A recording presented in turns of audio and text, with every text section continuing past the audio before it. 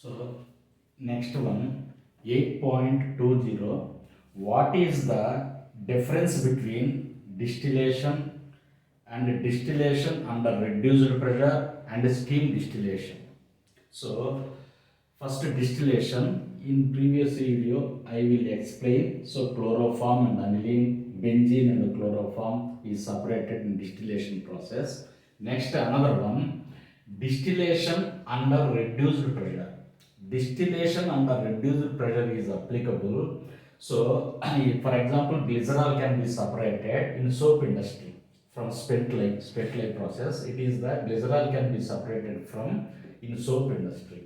So it is the principle is to purify liquids which has high boiling point and decomposes below their boiling point. So to purify the liquids which has high boiling point but decomposes below their boiling point.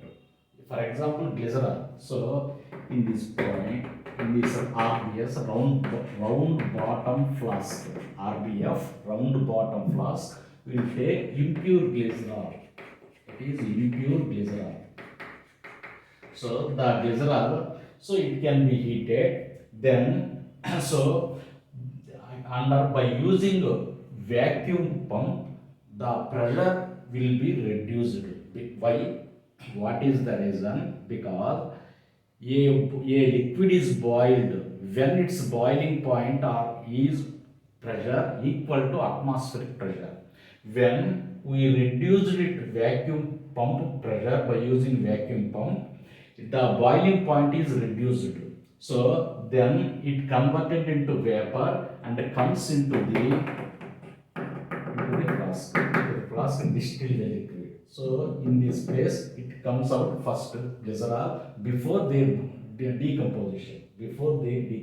So totally by using vacuum pump we reduce the pressure because it's the to purify liquid which has high boiling point and decomposes. So we can reduce the pressure, and when we heating it, so impure glycerol, so glycerol becomes evaporated and comes into the flask. So it is the manometer to calculate how much pressure. It is vacuum pump to reduce pressure. So it is used for glycerol. So distillation under reduced pressure is applicable for glycerol which has a high boiling point and decomposes below its boiling point. So that's right. So first of all, pressure is reduced. So we can heat first before decomposition it can be evaporated. So that's why pressure is used. Next one, steam distillation. So steam distillation, example, aniline separated from aniline water. Aniline water separated from steam distillation. Second one, orthonitrophenol and paranitrophenol. Orthonitrophenol and paranitrophenol is example to separate it. So in this one, steam volatile and immiscible with water. It must be immiscible with water. So steam volatile and immiscible with water. For example, P is equal to Dalton's law, P1 plus P2. It is the total pressure. P1 is the organic pressure, organic compound pressure. P2 is the water pressure.